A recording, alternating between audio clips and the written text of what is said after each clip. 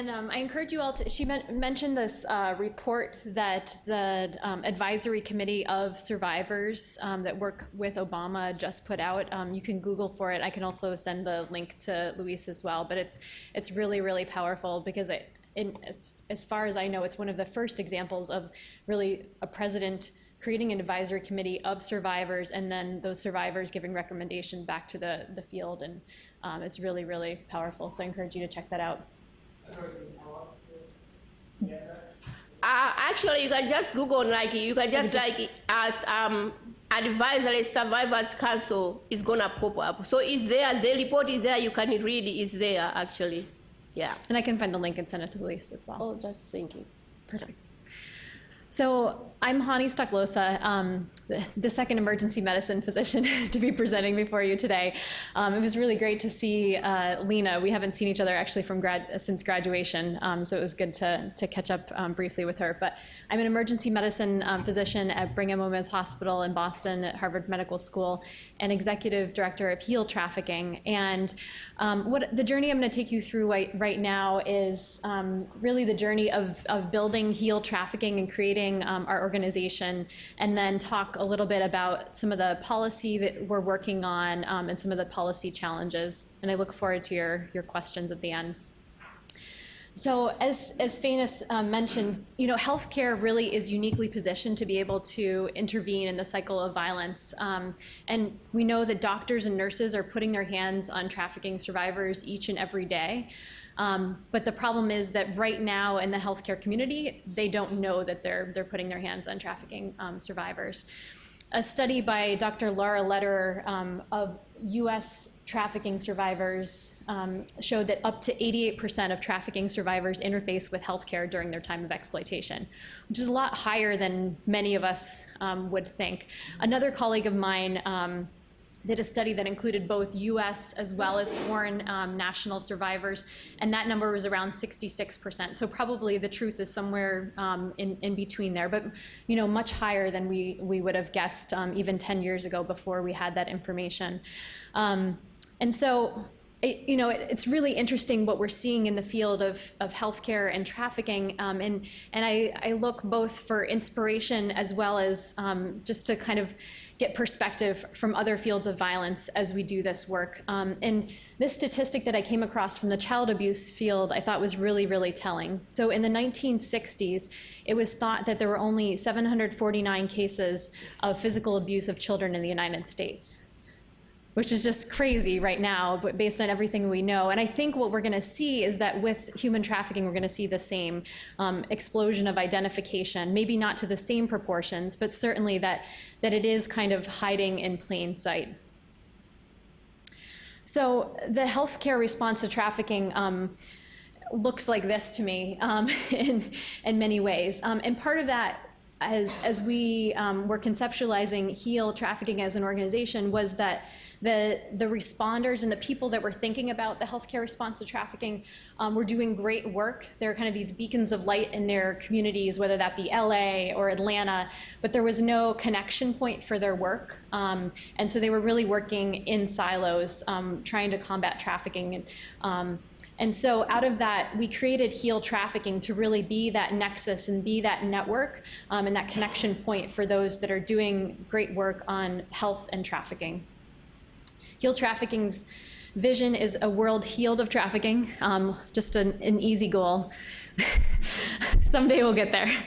I'm both an eternal optimist and pessimist in life. And our mission, I'll highlight a few things here, but is that unification piece, so both unifying and mobilizing interdisciplinary professionals to shift the anti-trafficking response from one that's based on kind of a criminal justice response to one that's actually rooted in a public health response and trauma-informed care, as well as it to be a resource for the community. And we were very, very intentional in this first point in our mission, because trafficking, as people first started thinking about how they should be responding in the United States, really was criminal justice. It was from the legal system, it was from law enforcement, and that's shaped it in very particular ways. And in some ways, we need to kind of backstep from some of those things, because what ends up happening is that there are unintended consequences that end up hurting survivors when that's the only way that it's being trafficking is being responded to. And I'll give some examples. In California, trafficking survivors, particularly sex trafficking survivors who are children, were routinely locked up in detention centers as a way of protecting them and getting them away from their pimps. And even though there are now safe harbor laws in many states around the United States, and safe harbor laws basically reinforce what the federal law is and says that if you're under the age of 18 and you're engaged in commercial sex, you're not a perpetrator, you're a victim. It's crazy that you have to actually pass a law that says that, but that's the core of safe harbor laws. And even though those have been in place in many states, there was a recent article that just came out that analyzed the fact that there's still kind of this arrest mentality as a way of kind of rescuing an individual. So that's just one example of how the kind of pure criminal justice lens can be harmful. And then, frankly, in public health, we think upstream. We're not just trying to kind of treat our way out of a problem and fix it after the fact, but we're looking upstream, and we're thinking about primary, secondary, tertiary prevention, which has been mentioned a number of times today. And then on the trauma-informed care piece, another kind of theme that's coming out of today's discussions, I'm an emergency medicine doctor, and I know how to take care of physical trauma. I can, save somebody's life. But as part of my training, I never really was taught at all about trauma-informed care and the emotional trauma that my patients are experiencing. And obviously, the two go hand in hand many times, and a lot of my patients come to the emergency department for help from those very dire situations. And I wasn't trained and equipped with those tools. And so when we think on the spectrum of exploitation, those that are the most vulnerable, trafficking survivors, we absolutely need to have our healthcare systems have trauma-informed care in place so that we're not re-traumatizing. And survivors have said, when I go to a healthcare setting, I feel not just re-traumatized, but oftentimes judged. So there's a lot of ground to be made there. Heal trafficking, because of that public health nature and recognizing that we cannot work in silos, really draws from professionals from a number of different specialties. So not just within clinical medicine across the gamut there, but then also in academia. I love this picture. I mean, these are Google images, but the chef here, I think we do have a couple chefs in our midst, but just to say that, it really does take a community, as Thanis was saying, and we can't just be working on our own with our own perspective, but we really need to be collaborating together.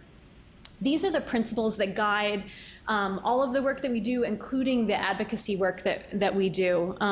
So it's really important to us that we're not just talking about sex trafficking. Sex trafficking is sexy, and when we're talking to healthcare providers and we're talking to the broader community about trafficking, they're really a tabula rasa.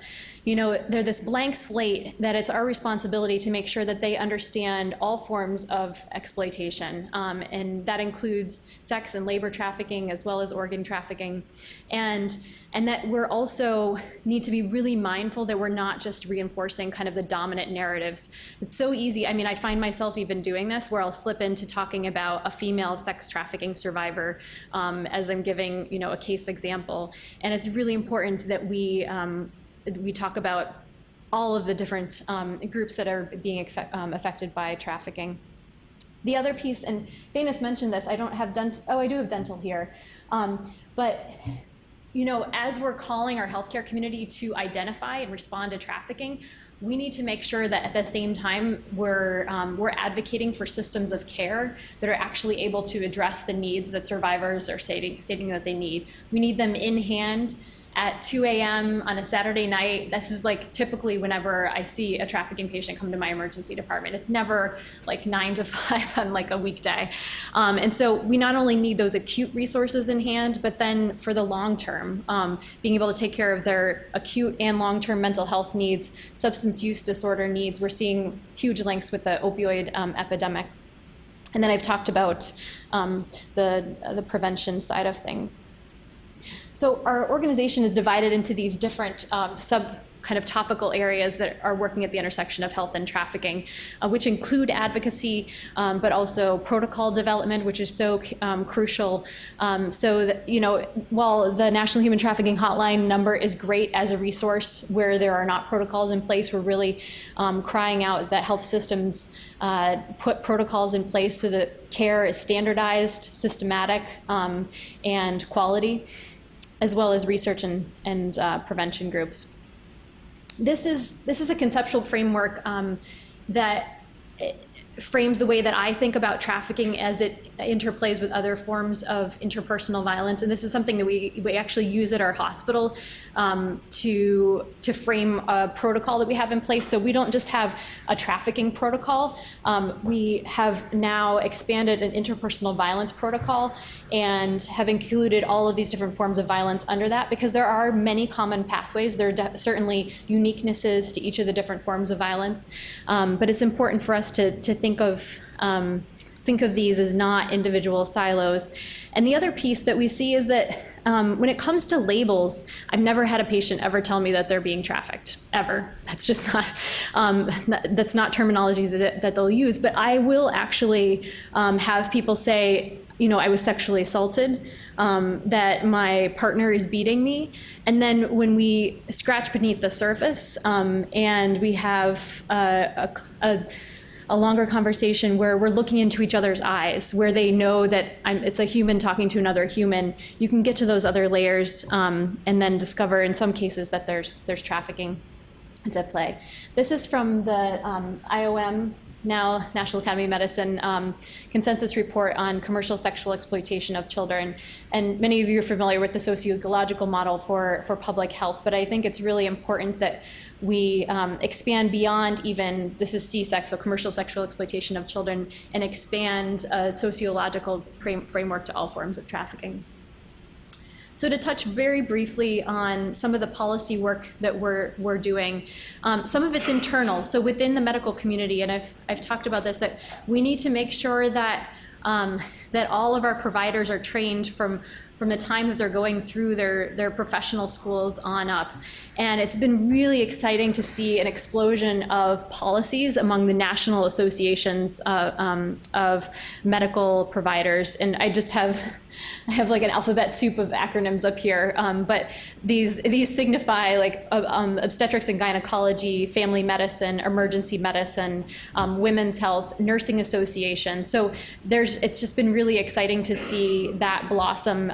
And one of the things just on a practical level within HEAL that we'll do is that we have all of these policy statements on our website so that when a champion emerges within another specialty that wants to have a policy pass, they can use and borrow from these existing policies, so they don't have to start from scratch, and they can adapt that. Some of our members are working on the next iteration of the medical codes. So this is just, you know, getting down to practicalities, but when I see a patient and I suspect that they're being trafficked, there's not actually a way that we can bill for that, just to kind of get to the nitty-gritty of it.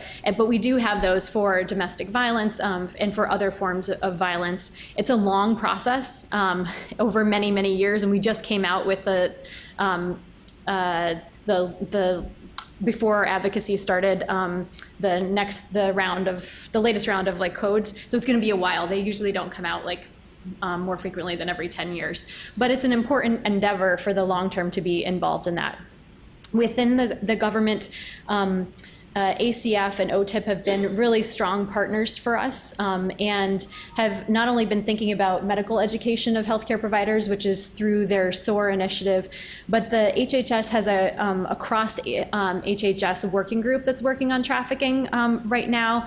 And what's great that I see kind of more peripherally going on, and I've testified to this group, is that they are really trying to figure out the systems pieces, like how do we within, how does SAMHSA and how does CDC, how do each of these agencies do their part to make sure that we do have those resources in hand when trafficking survivors are identified.